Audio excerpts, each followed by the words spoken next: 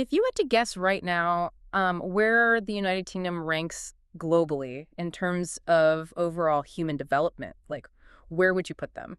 Oh, that's a great question to start with. I mean, most people would probably put them pretty high up, right? Yeah, exactly. Taking into account things like their wealth, their healthcare systems, educational access. Right. You'd think top 20, maybe top 15. Well, according to the standard, highly respected Human Development Index, the HDI for 2023, the UK actually sits at a very respectable 13th place in the world. Which is a solid position. I mean, it places them firmly in the category of very high human development. They're comfortably ahead of the vast majority of nations. Yeah, but they aren't leading the pack. No, exactly. They aren't the global valedictorian, Yeah. You've got the Scandinavian countries usually dominating that top tier. Right. But, and here's where it gets really interesting for you listening. If you take that exact same measurement, looking at the exact same quality of life, and you just adjust the math, you adjust it to account for what the UN calls planetary pressure. Meaning, you penalize countries for their carbon emissions and their raw material consumption. Right, their environmental footprint. Exactly. When you do that, the United Kingdom suddenly catapults over everybody else. They jump from 13th to number one in the world. Which is just wild to think about. I want you to really visualize that data shift for a second. Imagine a simple comparison chart in your mind. Yeah, okay. On the left side, you have the UK's traditional development ranking, which is 13. And on the right side, you have their new planetary adjusted ranking, which is a big number one. Yeah, it's a massive leap. It is. Imagine a giant, bright red arrow shooting dramatically upward, connecting those two numbers. It's an incredibly striking visual. And frankly, it is highly unusual in demographic data to see a leap that massive among, advanced economies. It really is. And it introduces the core question that we have to answer in this deep dive today. Like, No. why does the UK's specific model of development suddenly dominate the entire globe the moment we factor in the environmental toll? Right. How do they pull that off without completely crashing their economy? Exactly. And more importantly, does our traditional century-old view of what constitutes progress have this, massive glaring blind spot? That really is the pivotal question of modern economics. Because jumping 12 spots past nations that are traditionally viewed as these flawless utopias of development. Like Norway or Switzerland. Exactly. Bypassing them doesn't just happen by a quirk of the math. It points to a fundamental difference in how a country is actually engineering its growth. Well, welcome to another deep dive. Today, we are acting as your co-explorers as we unpack a literal mountain of data. And it really is a mountain. Oh, yeah. We are diving into extensive raw data files and this highly structured analytical report titled The Dual Dimensions of Inequality and Planetary Pressures. A heavy title. It is, yeah. But it covers the Global Human Development Report spanning over 3 decades, from 1990 all the way to 2023.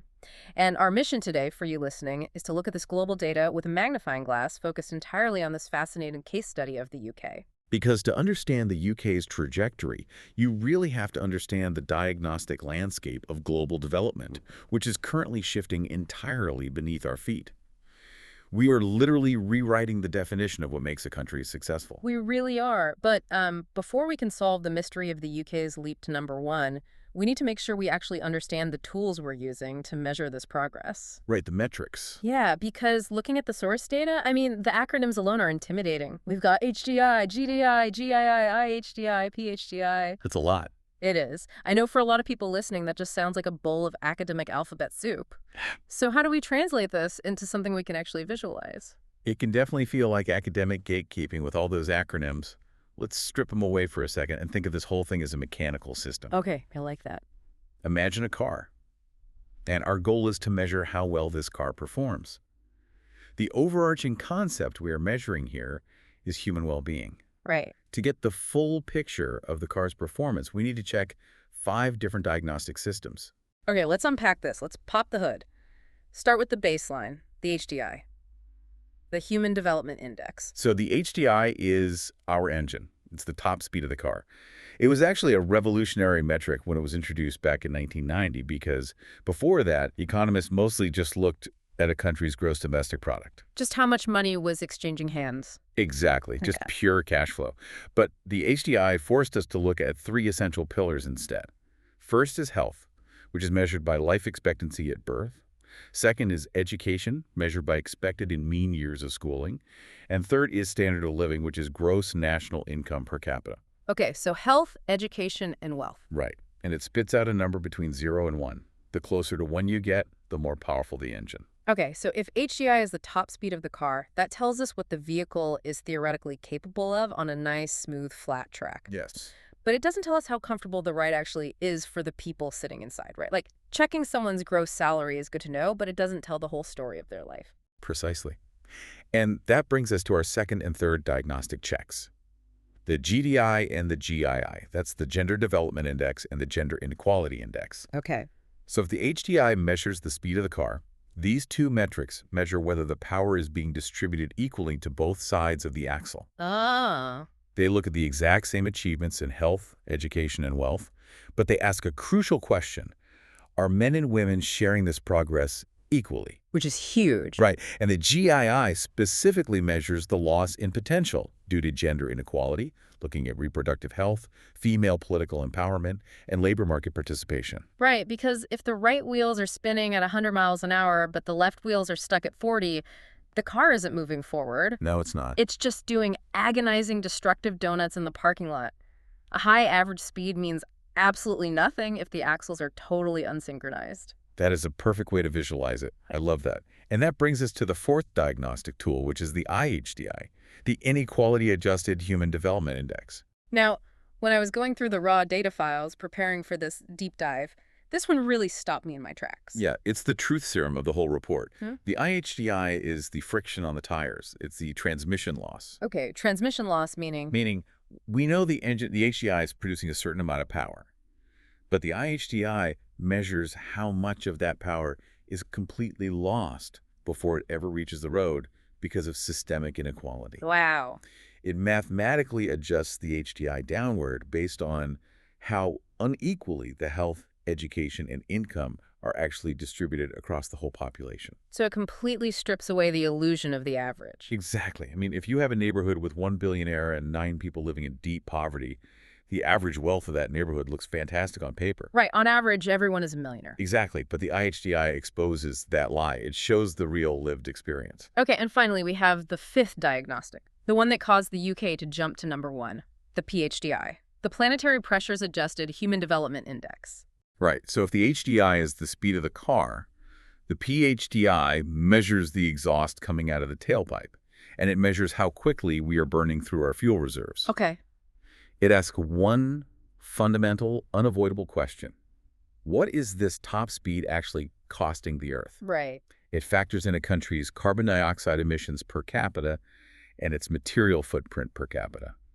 And I really love this metric because it finally turns the mirror back on the most developed, wealthiest nations. It forces us to ask what development actually means. Like, if you're listening right now, just think about your own house. Yeah, that's a good analogy. Would you consider yourself truly successful if achieving your high-income lifestyle required you to literally rip the copper wiring out of your own walls to sell it? Or if it required you to continuously burn your own living room furniture just to keep the house warm?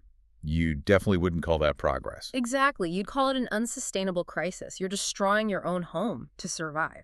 And you are describing ecological debt right there. And that is exactly what the PHDI measures on a global macroeconomic scale. It mathematically penalizes countries that are financing their high development scores by destroying the biosphere. Okay, so now that we understand this diagnostic system, we've got the engine power, the axles, the friction, and the emissions. Let's kind of zoom out for a second.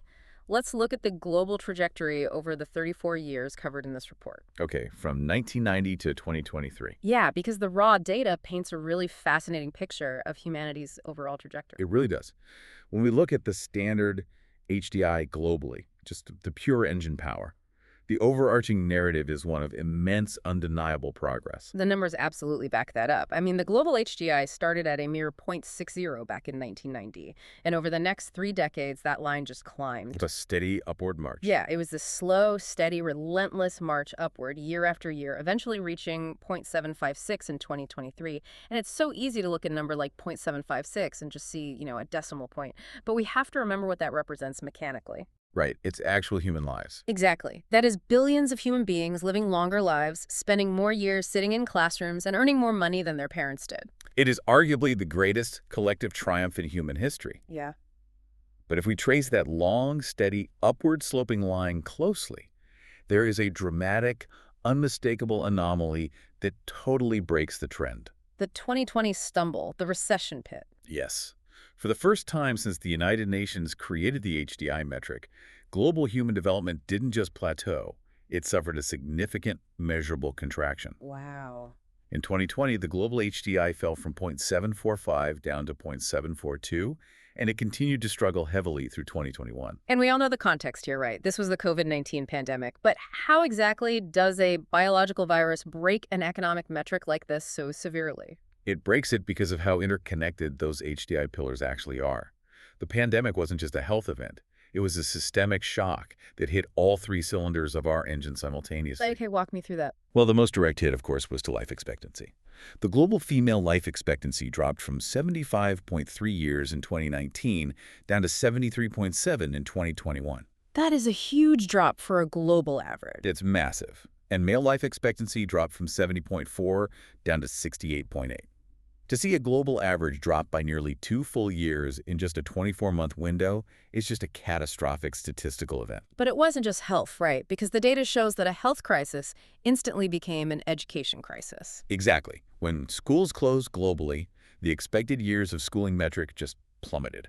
And simultaneously, as supply chains shattered and global trade basically froze, gross national income per capita took a massive hit. So all three pillars collapsed at once. Right. And if we connect this to the bigger picture, the recession pit of 2020 proves that human progress isn't this automated, guaranteed straight line.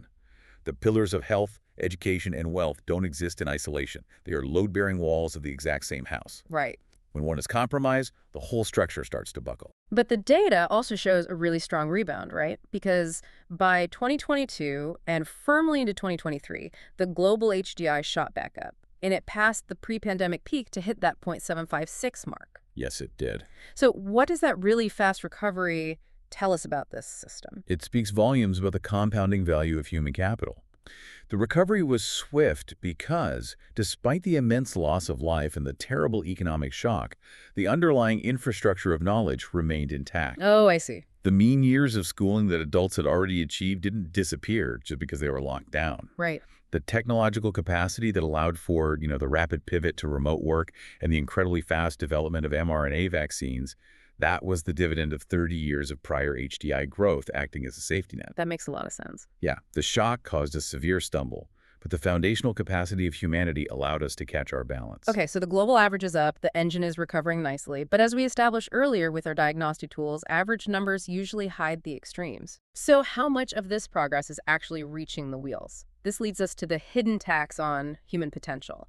That fourth metric we talked about, the inequality-adjusted HDI, or IHDI. This is where we measure the friction in the transmission. And I have to say, when we apply the IHDI to the 2023 global data, the result is staggering. The global inequality loss rate is 21.96%. I really want to make sure we are grasping the gravity of that specific percentage because roughly a fifth, more than 20% of all human developmental potential on planet Earth is simply wiped out. It vanishes into thin air. Poof, gone. Right. And not because we lack the natural resources and not because we lack the technology, but purely because of how unevenly those resources are distributed across the population. It's a measure of profound systemic inefficiency. We are operating a global economic engine where almost 22% of the power generated is just bleeding out as heat friction before it ever moves the car forward. And the breakdown of where that loss happens is even more revealing. The data segments this inequality loss into our three pillars. Income takes the absolute biggest hit. The inequality loss in income globally is a massive 30.4%. Over 30%. Yeah, 30.4. Education follows with the 21.5% loss due to inequality, and life expectancy suffers a 12.9% loss. And that hierarchy of loss, with income at the top and health at the bottom, is deeply illustrative of how our world actually works. How so? Our life expectancy has the lowest inequality loss at roughly 13%. Why? Because basic public health interventions have a relatively broad democratic reach globally. Like vaccines. Exactly. Things like access to clean drinking water, basic sanitation, childhood vaccines, they reach a huge portion of the global population. And furthermore, human biology provides a hard ceiling. Even if you are a multi-billionaire, you could only extend your lifespan so much, right? You might live to 95 instead of 75, but you aren't going to live to be 400 years old. The biological ceiling naturally caps the potential for health inequality. Right. Biology is the ultimate equalizer. But income has absolutely no biological ceiling. Precisely. There is no mathematical or physical limit to how much wealth one human being can accumulate compared to another. One person can have literally $0 and another can have $200 billion. Yeah. Hence, we see a catastrophic 30% loss in potential purely due to income inequality. Okay, let me jump in and push back on this for a second, because if I'm playing devil's advocate here, or if I'm just looking at how dynamic markets operate, isn't some level of inequality just a natural, unavoidable byproduct of a global economy? Sure, it is. You have different countries industrializing at different speeds. You have tech hubs that naturally generate massive wealth through innovation, while agrarian economies just move slower. So is a 30% loss really a failure? Or is it just the natural friction of doing business in a complex capitalistic world? This raises an important question, and honestly, it's a debate that happens constantly in macroeconomic circles. And to answer your question, yes, a certain degree of variance is absolutely expected. In fact, moderate variance can be a huge driver of innovation. Right? It provides incentives. Exactly, it provides incentives for education and risk-taking. However, we have to look at the magnitude here. A 30% loss in income potential doesn't point to natural organic variance. It points to systemic, structural failures in the architecture of the global economy. When you say structural failures, what exact mechanisms are we talking about? Like, how does that 30% actually get lost? We're talking about mechanisms that artificially restrict human capital from participating in the market. Like what? Things like generational poverty traps, where the zip code a child is born into mathematically dictates their lifetime earning potential entirely regardless of their innate intelligence. Yep, absolutely. We're talking about billions of people who are completely unbanked, meaning they literally lack the legal identity or financial infrastructure to even secure a loan to start a business.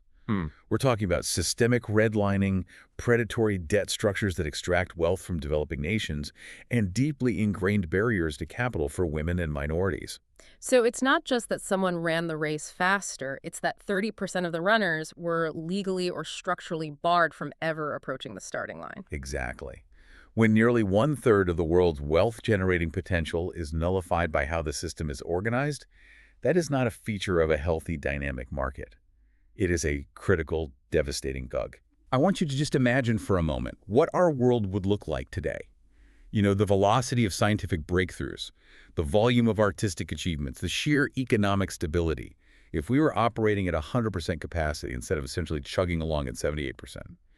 Just because we've structurally sidelined a fifth of our own species. It's honestly staggering to think about all that lost brilliance, the potential doctors, engineers, and problem solvers who never got to contribute because they fell into that gap. It really is. And speaking of structurally sidelined populations, if general inequality is holding humanity back this much, how are we doing on the most fundamental universal divide of all gender? Now, this is where we look at the Gender Inequality Index, the GII. Remember our car metaphor from earlier? Yeah, checking if the axles are synchronized. Exactly. This metric checks if the power is balanced. It looks specifically at reproductive health, female empowerment, and labor market participation. And a really quick note on the math here for you listening. Unlike the standard HDI, where you want the number to go up toward 1, with the GII, you actually want the score to go down. 0 means perfect equality. Okay, got it. So looking at the data from the sources, the story of the last 30 years is essentially a long, grueling marathon. The Global Gender Inequality Index has dropped from 0.52 back in 1993, steadily marching downward to 0.455 in 2023. Right. So the number is going down, which means the world is slowly, fundamentally becoming more equal for women. It is undeniably a positive trajectory. But when we look at the actual mechanisms driving that number down, we see a fascinating split between legal progress and economic reality. Okay, what do you mean? One of the most visually striking changes in the data is in the realm of political empowerment. Like, if we were to draw an area chart tracking female representation in parliaments and national congresses around the world, you would see a massive expansion. You really would. In 1990, a dismal 11.5% of parliamentary seats globally were held by women. Fast forward to 2023, and that number has more than doubled to 26.5%. And that doubling represents a monumental seismic shift in global governance. Yeah. I mean, Going from roughly 1 in 10 to more than 1 in 4 national decision makers being female fundamentally alters the ecosystem of power. It changes everything. It changes the types of policies that get proposed, the way budgets get debated, and what issues are actually considered critical. Do we see that reflected in the numbers? Oh, absolutely. For example, we see a direct correlation in the health data. Yeah. Global maternal mortality rates have dropped from over 365 deaths per 100,000 live births in the 1990s to around 216 in 2023. Having women in rooms where healthcare budgets are finalized strongly correlates with keeping women alive during childbirth. Wow, yeah, I see that progress, but, and I have to be honest here, we have to talk about the pacing. Yeah, the timeline. Because I look at that number going from 11.5% to 26.5% over 33 years. On one hand, yes, it doubled. That represents millions of women fighting tirelessly for a seat at the table. On the other hand, a doubling over 3 full decades feels like a glacially slow crawl. It really does when you put it like that. Right. At this rate, we're looking at another half-century just to reach basic 50-50 parity. For you listening right now, think about your own workplace, your local city council, or your corporate boards. If it takes 30 years just to get to 26% representation, is the system actually fixing itself? Or is it just begrudgingly making the minimum acceptable concessions to avoid broader structural change? That is an incredibly valid critique, and it really highlights the profound difference between changing laws and changing culture. Right. The GII shows us that while legal barriers are falling and political seats are being won, the cultural and economic inertia is still incredibly heavy. And we see this explicitly in the labor force participation rates. What do those look like? For women globally, that number has barely budged. In 1993, global female labor force participation was 50.7%. In 2023, it was 48.4%. Wait, it went down. It actually slightly decreased over Oh. 30 years, while male participation remains steadily entrenched in the mid-70s. So the political doors have cracked open, yes, but the economic engine room of the world is still largely segregated. Man. So we have a global engine that is getting faster, but it's highly inefficient, and the axles are still completely misaligned. Yes. But now we have to talk about the exhaust pipe, because right now the broad story we're seeing is humanity is generally getting richer, we are living longer, and we're becoming slightly more equal. The HDI line is going up, but the Earth is footing the bill, and the planet's credit card is basically maxed out. This is where the Planetary Pressures Adjusted HDI, the PHDI, brings the hammer down on our traditional comfortable narrative of progress. The PHDI gap is incredibly sobering. Remember, the global standard HDI sits at a proud 0.756. But the moment you apply the planetary pressures penalty, the global PHDI plummets to 0.60. It's a massive drop. We lose massive, catastrophic ground the moment we account for what our development is doing to the biosphere. And when we look at the specific mechanisms driving that penalty, the data reveals a profound paradox about modern human consumption. Yes. I was looking at this in the source files, and we really have to unpack this paradox because it completely shattered my assumptions about how green we are actually becoming as a society. It's very counterintuitive. It is. The data tracks 2 main planetary pressures: CO2 emissions per capita and material footprint per capita. When you look at global carbon emissions, the curve has actually started to stabilize. Right. We are hovering around 4.5 tons of CO2 per person globally. It is certainly not dropping fast enough to meet climate goals, but the terrifying exponential upward curve has somewhat flattened. Which totally makes sense. We are heavily transitioning our energy grids globally. We're adopting solar power, wind turbines, far more efficient industrial technologies. We're slowly decoupling our energy usage from pure fossil fuel combustion. Right. But then you look at the second metric, the material footprint. This measures the total physical weight of raw biomass, fossil fuels, metal ores, and non-metallic minerals extracted from the earth to meet our consumption demands. And this is where it gets scary. That number has absolutely exploded. In 1990, the global material footprint was 8.7 tons per person. By 2023, it has surged to an astonishing 12.7 tons per person. Wait, let me just make sure the listener really grasps the scale of that. 12.7 tons per person per year. That is the equivalent weight of roughly 6 or 7 mid-sized cars of raw physical earth being dug up, processed, and consumed to support a single human being's lifestyle for just 1 year. It's insane. But hold on, if our carbon emissions are stabilizing because we are adopting green energy, shouldn't our material footprint be stabilizing too? Like, why are those 2 lines diverging diverging so sharply? How can we be getting cleaner in the air but vastly more destructive on the ground? What's fascinating here is the psychological disconnect of modern consumption. We tend to think that because we bought an electric vehicle, or because we diligently separate our recycling every Tuesday, we are reducing our pressure on the planet. Right? We feel good about it. Exactly. But the material footprint exposes the physical reality of the green transition and modern consumer capitalism. First of all, building a green grid requires massive physical extraction. You need literal mountains of lithium, cobalt, and copper to build those EV batteries and wind turbines. So the green transition itself is incredibly heavy in terms of raw earth. Exactly. It takes stuff to build the green stuff. But second, and honestly far more impactfully, is the sheer velocity of disposable consumption. Oh, like fast fashion. Yes, fast fashion cycle, where complex garments are manufactured, shipped globally, worn maybe twice, and then thrown into a landfill. It's the constant, culturally mandated upgrading of smartphones and laptops that require rare earth metals. It's the endless pouring of concrete and sand for rapid urbanization. So we're just churning through stuff. We are. We are essentially renovating the house of human development. We swapped out the dirty coal furnace for a clean heat pump, which stabilized our CO2. But at the same time, we are unnecessarily demolishing and rebuilding the physical walls of the house every 3 months. Wow. We're burning fuel slightly more efficiently, but we're devouring the actual raw earth at a terrifying, accelerating velocity. That's exactly it. The mental visual here is just a dual axis chart. On one axis, human progress, lifespan, education, income is trending beautifully upward. But on the other axis, the heavy, dark arrows of planetary pressure, specifically raw resource extraction, are dragging the true sustainability of that progress heavily downward. Which brings us perfectly back to the hook of our deep dive today. This global tension, this historically unbreakable link between high human development and high planetary destruction is exactly what makes the United Kingdom such a critical paradigm-shifting case study. Because they figured it out. Because somehow the UK hacked this exact system. They figured out how to become the global #1 in sustainable planetary adjusted development. But let's look at their baseline first, just to establish what kind of development powerhouse we're actually dealing with. Yeah, let's do that. Because the UK's trajectory over the last 34 years is essentially a textbook masterclass in sustained high-level development for a post-industrial economy.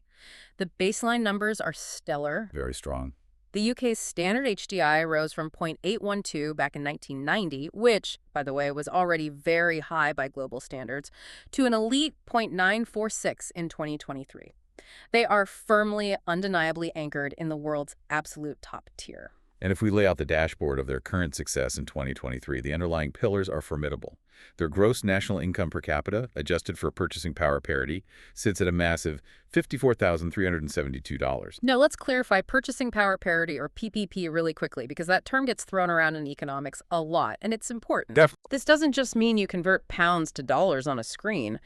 PPP adjusts the income to reflect what that money can actually buy in the local economy.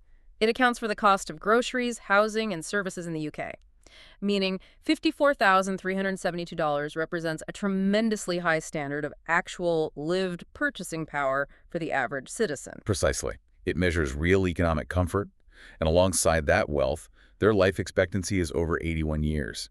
And their education metrics are world-class, with a mean of 13.5 years of schooling for the adult population. To put 13.5 years into perspective, that means, on average, essentially every single adult in the country has finished high school and completed at least a year or two of university or specialized vocational training. Right. That represents a massive, deeply ingrained foundational baseline of human capital. And maintaining that level of incremental growth over 3 continuous decades is remarkably difficult.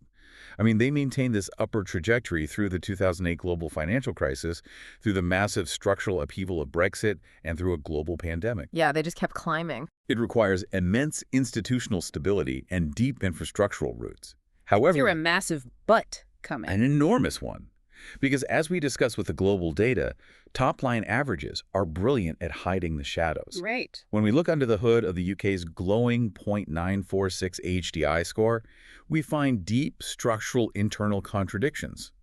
especially when we examine the intersection of gender and income. Okay, yes. This is where the UK data tells a truly bizarre, frustrating story of inputs versus outputs, because you would naturally assume that a highly developed nation in the year 2023, boasting world-class universities and stringent anti-discrimination labor laws, would have essentially solved the gender gap. You would think so. But the UK presents this profound paradox. Let's look at the input side of the equation first, the education. Education is where the UK has achieved an incredible, undeniable victory for gender parity. I was looking at the actual numbers on education. We have to unpack this because the input versus output here makes zero sense. It really doesn't. If you look at expected years of schooling in the UK for 2023, women are expected to complete 18.4 years of education. That actually surpasses men, who are expected to complete 17.2 years. Right. Women are expected to stay in school longer. And if you look at mean years of schooling for adults currently in the workforce, both men and women are dead, even at exactly 13.5 years. So the input is entirely equal, or even slightly favoring women. Women in the UK are putting in the work. They are putting in the time. They are sitting in the libraries, writing the dissertations, passing the exams, and earning the degrees at the exact same or higher rates than their male counterparts. The educational playing field isn't just level. Women are actively excelling on it. Yes. But then we look at the output. We look at the economic reward for all that education. The focus data drops an absolute bombshell here. Prepare yourself for this one. Yeah. Despite being equally or even more highly educated, the 2023 average gross national income for men in the UK is $66,576. For women, it is only $42,536.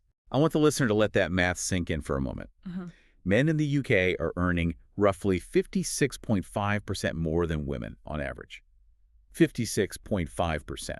It is outrageous when you look at the educational inputs. To use an analogy, it's like two students attending a prestigious university. You have a female student and a male student.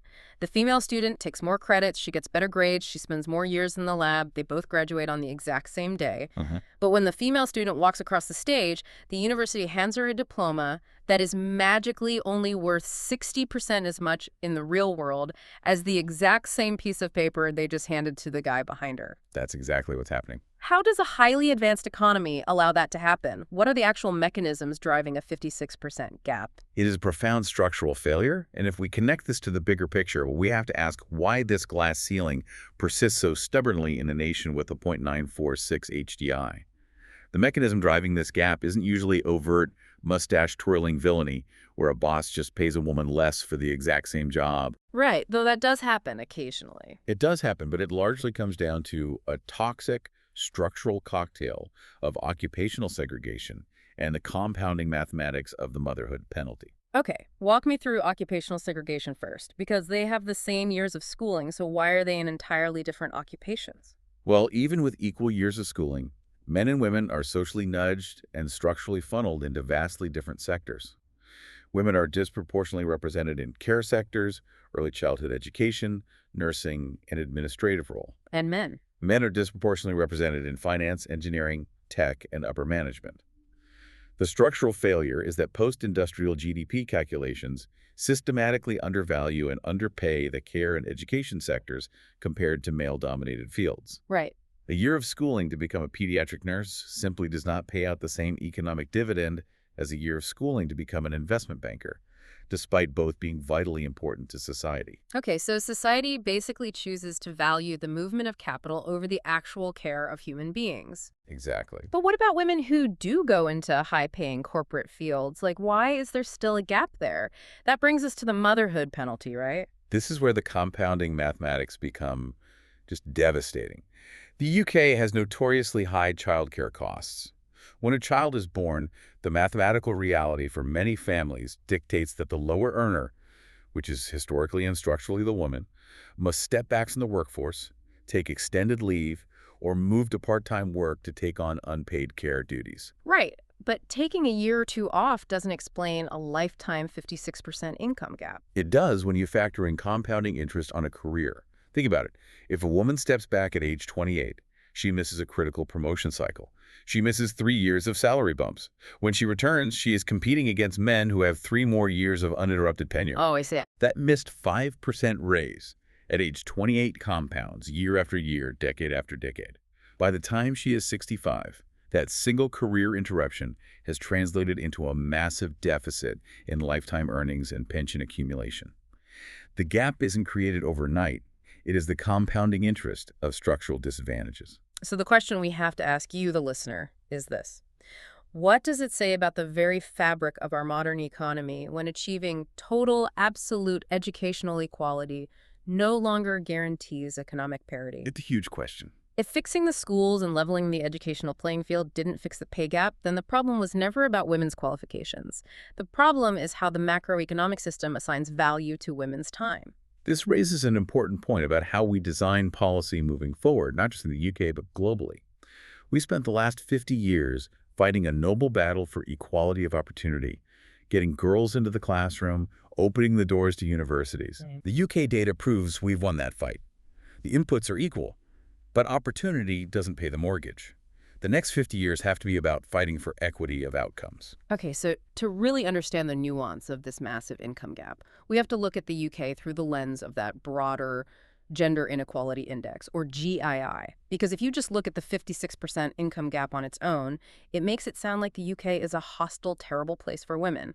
But the GII tells a vastly more complex story. It really does. I want you to imagine a radar system scanning across a country, looking for threats, risks, and inequalities in health, political empowerment, and the labor market. When that radar scans the UK, it returns an incredibly low GII value of just 0.03. Which is great, right? Remember, 0 is perfect equality. Yes, this score ranks the UK an impressive 31st globally. There are massive structural victories to celebrate here. The health environment for women in the UK is exceptional. Maternal mortality has plummeted to just 9.8 deaths per 100,000 live births, which is incredibly safe compared to the global average. Huge win. The adolescent birth rate is down to a mere 8.3 per 1,000. And politically, female representation in Parliament has soared from just 11.6% back in 1990 to 31.5% in 2023. So how do we synthesize these completely conflicting data points? Yeah. The high income gap versus the excellent GII score. Right. What's fascinating here is the realization that the UK has successfully engineered an incredibly safe, supportive environment for women to exist physically and to participate politically. Okay. The healthcare system fiercely protects them, the educational system fully embraces them, the political system is increasingly representing their voices, but the core economic machinery, either the ruthless compounding calculus of wages, promotions, structural care burdens, and corporate value, still lags decades behind the country's social and political progress. The UK has made it historically safe to be a woman, but it hasn't yet made it equally profitable. That is a brilliant way to phrase it. Safe, but not equally profitable. The physical and political architecture is totally modern, but the economic architecture is still fundamentally rooted in the 20th century. Perfectly said. And yet, despite these deep internal struggles with the gender income gap, the UK's overarching macroeconomic achievement on the global stage is nothing short of a miracle. And this brings us to the climax of our deep dive. Let's finally solve the mystery from the top of the show. Here we go. How did a nation with a stubborn 56% gender pay gap manage to leapfrog the entire world, bypassing the Scandinavians, bypassing North America, to become the #1 ranked country in the planetary pressures-adjusted HDI? To solve this mystery, we have to look at a concept called absolute decoupling. Let's look closely at the environmental data, because this is where the UK rewrote the rulebook. While the global material footprint was exploding, as we discussed earlier, the UK did something that economists used to think was physically and mathematically impossible. Literally impossible. From 1990 to 2023, while their HDI went from 0.812 to 0.946, while their wealth grew immensely and their populations lived longer. The UK slashed its per capita CO2 emissions from 10.5 tons all the way down to 4.5 tons. They literally cut their carbon footprint in half. What's fascinating here is the historical context. For over a century, ever since the Industrial Revolution began, which, ironically, started in the UK itself with coal-powered steam engines, Right. economists operated on a fundamental, unquestioned assumption. Economic growth and carbon emissions were permanently, inextricably glued together. It was viewed as an immutable law of physics. Yeah. If you wanted your GDP and your HDI lines to go up, your CO2 line had to go up with it. You had to burn more coal, you had to use more oil, you had to build more factories. Pollution was quite literally viewed as the smell of progress. Wow, exactly. For decades, the best anyone hoped for was relative decoupling, which just meant your emissions grew slightly slower than your economy.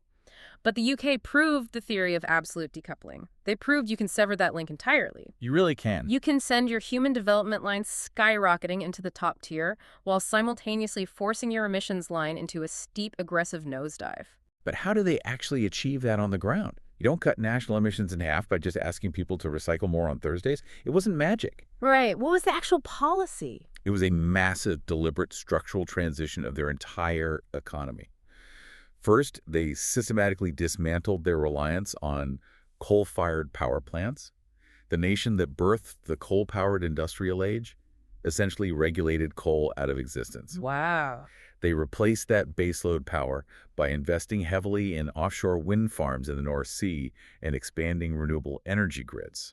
And crucially, there was an economic shift too, right? Yes, they transitioned their overarching economy away from heavy carbon-intensive manufacturing toward a high-value service, finance, and technology-based economy. Now, I have to jump in here and ask the skeptical question. Go for it. Did they actually decouple their economy from emissions, or did they just offshore their dirty manufacturing to places like China and India?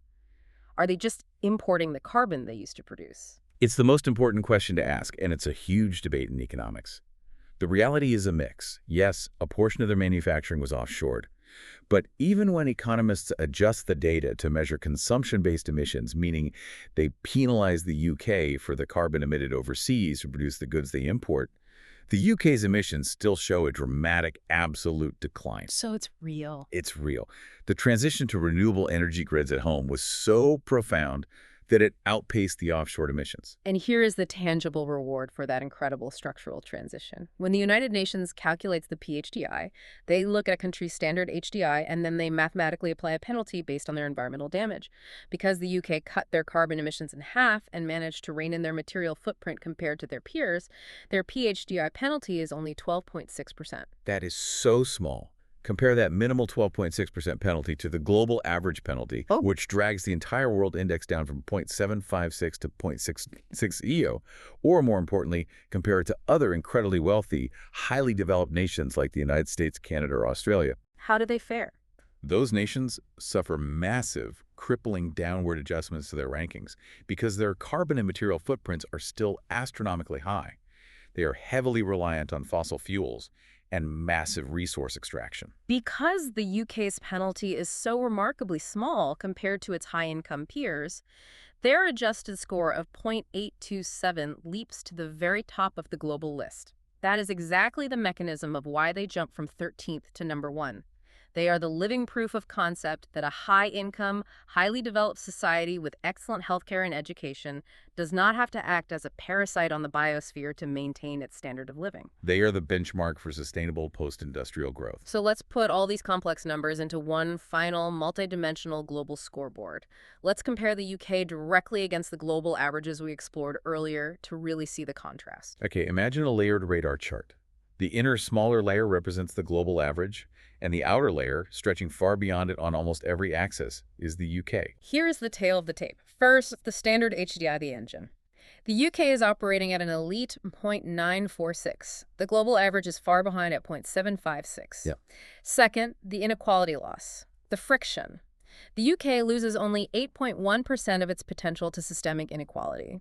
The global average loses a devastating 21.96%. A huge difference. Third, the gender inequality index, where lower is better. The UK sits at an incredibly low 0.03. The global average is struggling at 0.455. The UK massively structurally outperforms the global baseline in nearly every single metric we have discussed today. They act as a true North Star for what modern demographic development can look like. If we were handing out medals for 2023, the UK's overall tally is fascinating. They take the gold medal, ranking number 1 globally in the planetary adjusted HDI. They rank number 13 in standard HDI. They rank 31 in the gender inequality index. That's a great report card. But, and this is the flashing red light on the dashboard we can't ignore, when you look at the Gender Development Index, the GDI, which measures the exact ratio of female to male HDI values, a metric heavily, massively influenced by that stubborn 56% income gap, the UK ranks a dismal 79th in the world. Rank 79. It is the one stark, glaring blemish on an otherwise world-leading report card. It serves as a profound reminder that human development is multidimensional. No matter how incredibly green your energy grid is or how high your national life expectancy climbs, a society where highly educated women earn barely more than half of what men earn is a society whose development remains fundamentally incomplete. So what does this all mean? As we bring this deep dive to a close, what are the core takeaways for you, the listener? We've covered 34 years of intricate data, we've navigated the mechanisms of 5 different indices, and we've explored the incredible heights and structural depths of both global and UK progress. Let's distill this mountain of information into the major academic takeaways. I think there are 3 major undeniable truths that emerge from this data, truths that should shape how we view the future. Let's hear them. First, decoupling is absolutely possible. The century-old excuse that we have to destroy the planet in order to grow our economies is officially dead. High-income growth doesn't have to mean boiling the oceans. The UK proved it. The UK is the living, breathing, mathematical proof of concept that a nation can systematically slash its carbon footprint in half while simultaneously increasing its wealth, health, and human development. Okay, number 2. Inequality is the great thief of human progress. Worldwide, we are allowing the uneven distribution of wealth and resources to literally rob us of a fifth of our total human potential. It's tragic. That 21.96% IHDI loss isn't just an abstract statistic on a spreadsheet. It represents billions of unlived dreams, unstarted businesses, uninvented medical solutions, and lost brilliance. We are driving the global engine with the parking brake firmly pulled up. We really are. And third, education does not automatically equal income, especially for women. The UK's gender paradox proves that simply getting girls into schools, achieving equality of educational opportunity, is no longer enough to dismantle the deep structural devaluation of women's labor in the marketplace. Let's go fair. Modern economic policy must aggressively pivot toward ensuring equity of outcomes. We have to fundamentally re-engineer the economic machinery that punishes motherhood, undervalues care work, and assumes a male default career trajectory. I love how clear those 3 points are. True, lasting human progress simply cannot be counted as progress if it comes at the direct expense of the Earth's biosphere, or if it leaves half the population economically stranded despite their equal effort. Absolutely. The UK's low-carbon development path is an absolute critical template that the rest of the world desperately needs to study and replicate if we want to survive the next century of climate change. But their economic blind spots regarding gender are also stark warnings for us all. And that leaves me with one final lingering question for everyone listening to mull over as they go about their day. What is it? We've seen today that when a nation truly commits its resources, its laws, and its ingenuity to it, they can engineer a macroeconomic miracle. The UK completely severed the assumed link between economic growth and environmental destruction. They proved that what economists thought was impossible is, in fact, possible. Yeah. So if we as a species possess the political, technological, and social will to rewrite the very rules of our planet's atmosphere and reinvent our energy grids, what is fundamentally stopping us from rewriting the societal rules that pay a woman 56% less than a man for the exact same level of education? Wow. If we can marshal the immense capital and innovation required to save the planet, shouldn't we be able to properly equally value everyone living on it? That is a remarkably powerful thought. It brings us right back to the beginning of our journey today. We started by looking for a clean, sharp X-ray of human development, expecting to find a simple, upward trending line on a graph. But it's never that simple. No, instead, we found a landscape of diagnostic muddy waters, a complex reality where a country can be number 1 in saving the Earth, but 79th in paying its women fairly. But by wading into those muddy waters, by looking past the comforting averages and aggressively interrogating the gaps, we actually see what real holistic progress demands of us next. Well said. Thank you so much for joining us on this deep dive. Keep questioning the numbers, keep looking for the blind spots in the systems around you, and we'll see you next time.